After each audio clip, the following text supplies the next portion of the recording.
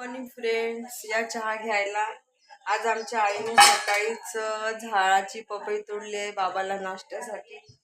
आणि काल बाबाचं ऑपरेशन झालेलं आहे, तर बाबासाठी अंडा बॉईल केलेला आत्ता द्यायला लागेल त्यांना.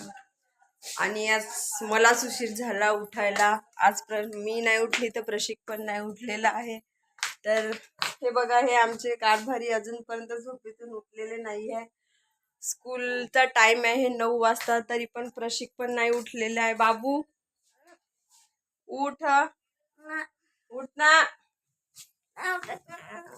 अरे 8 वाजले दादू, उठ. हे बघ, उठ. आंघोळ करायची आहे, ब्रश करायचा आहे. उठ लवकर, उठ.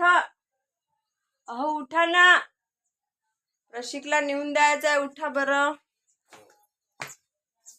उठा उठा म्हणतपर्यंत सगळे बेडवरच आहे दोघं पिन. ते आमच्या कारभारीला तर असं एक दिवस नसेल जात की स्वतःच्या मनानं उठत असेल.